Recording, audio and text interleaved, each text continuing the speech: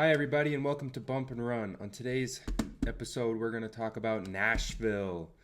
We're going to talk about my race picks and my three biggest under pressure. So let's just jump right in. We'll start with my three biggest under pressure. Since he was included last week, we'll just start with Joey Logano. He's pretty much under the most pressure every week. He has not had a good year at all.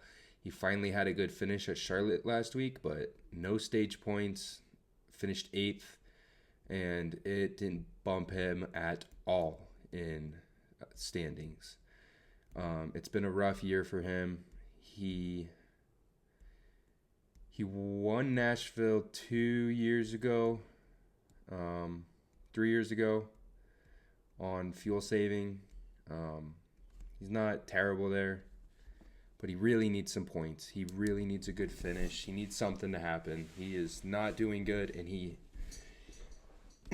something needs to budge, or he's just flat out not going to make the chase. My next under pressure is Chase Briscoe. Man, we've got to finish a race. He's been running great. He has the same car as the other Gibbs guys, and they have all been great this year, very fast. The Toyotas in general, I would say especially the Gibbs cars. Bell, Hamlin, Gibbs, they've all been right around there. Gibbs has been really solid. Bell has also had some unfortunate luck this year, but he's been getting some more finishes lately. He seemed to be able to cross the checkered. Chase Briscoe has not. Last week, he had 27 points and didn't even finish the race. And I believe he is on the cut line now. He needs to get some more points, and I think he will. He's a great driver. Like I said, he's got the speed. The Gibbs cars definitely have the speed, but he needs to get the finishes one way or another. He can't be in these silly wrecks or these unfortunate situations, right? He needs to stay up front, and he needs to finish up front. Kind of disappointing so far that only 2 of the Gibbs cars have won this year, and one of them is Ty Gibbs with his first win, and he's been running up front all year. Feel like Bell and Briscoe should definitely have a win with the speed that Toyota has had. My next driver under the most pressure, and I'm probably going to get a lot of shit for this, but Corey Heim.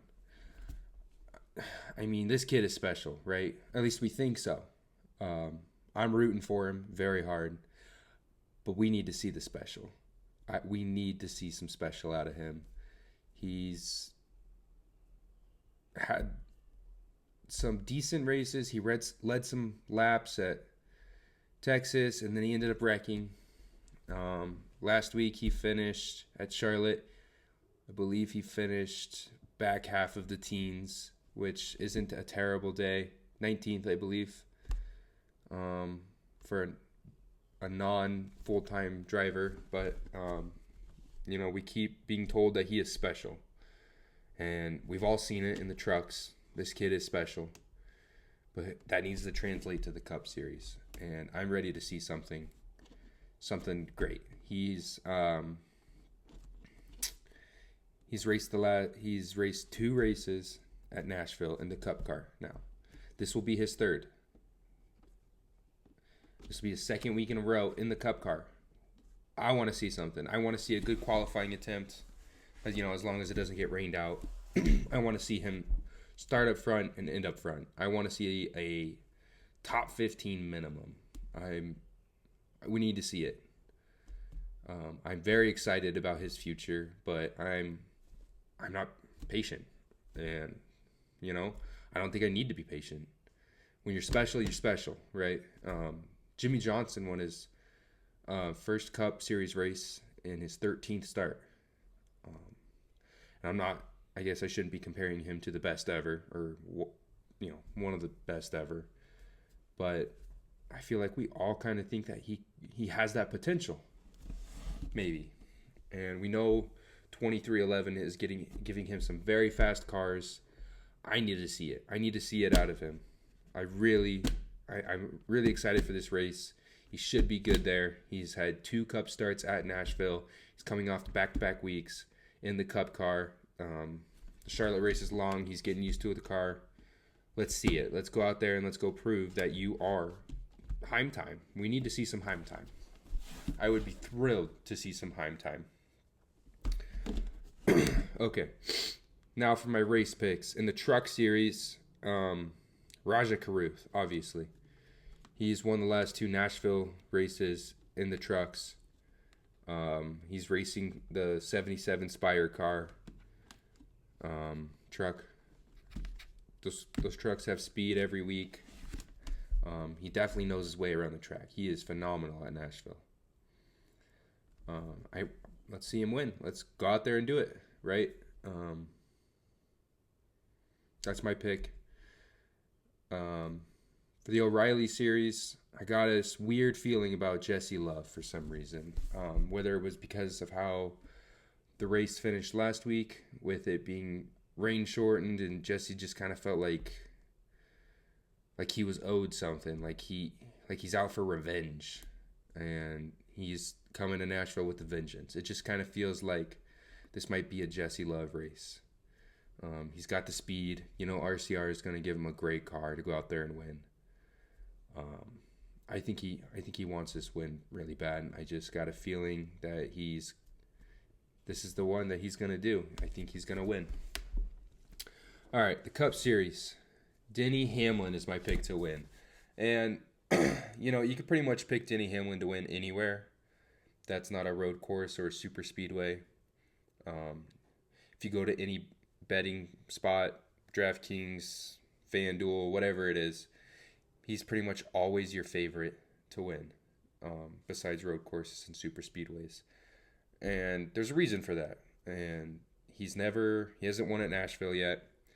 He's been, he's number 1 in speed at Nashville. I think he gets it done. I think he does it for Kyle. I'm wondering if he's going to smash a guitar in victory lane is what I'm wondering. I'm not even wondering if he's going to win. I'm wondering if he's going to smash a guitar for Kyle. And I'm not sure how I feel about that, but it'd be kind of cool. Ryan Blaney won it last year. Logano the year before. I don't really see it out of anybody but the Toyotas this year. And Denny's tired of being second and third every race. He's tired of being runner-up. He wants wins. We all know that. Wins matter more to him than anything else at this point in his career. And he said that. He's made that very public. I think he's going to win. I think he's going to put the hammer down to him, and he's going to win at Nashville this weekend. There's a couple other things I want to talk about. I want to talk about Hendrick. They have just not been it this year. I don't know. I don't think you can blame it all on this new body. Spire's doing this, got the same new body, and they're actually getting their information from Hendrick, and they've been running faster than they ever have. They have 2 wins. They have as many wins this season as Hendrick does.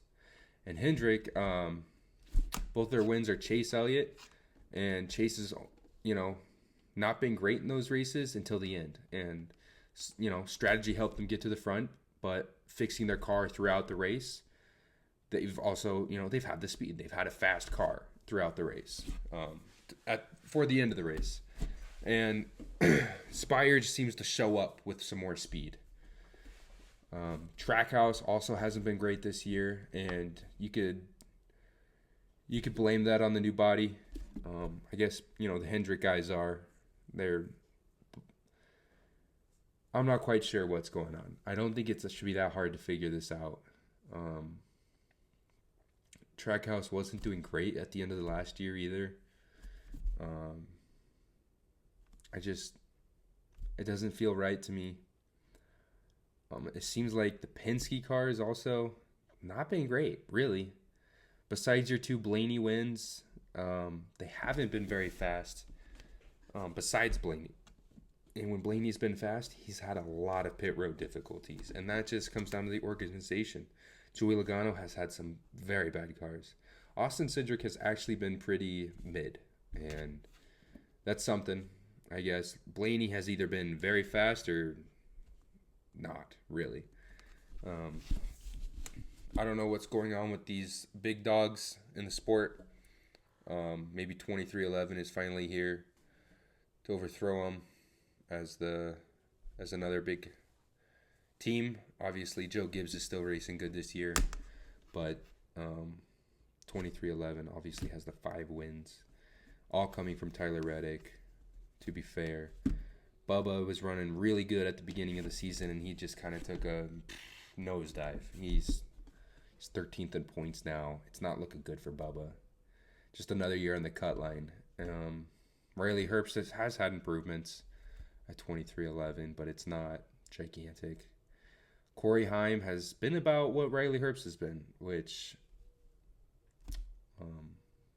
is disappointing for us to have really high standards for Corey Heim. But it's also settling, I guess, in a way, because you can see what Riley Herbst has been doing for 2 years in the car. Corey Heim is doing the same thing with, he's only been in, I believe Nashville would be his 13th Cup start. So take of that what you will. The Toyotas have had the speed, besides Legacy Motor Club, and they are a colossal disappointment this year. They were looking really good at the end of last year. We all thought they were kind of going to take another step, or at least be the same, but they seem like they've taken 2 steps backwards and 1 step forward. So those are my race picks and my 3 under the most pressure. Honorable mentions would probably be Ryan Preece. That penalty's hurting you now.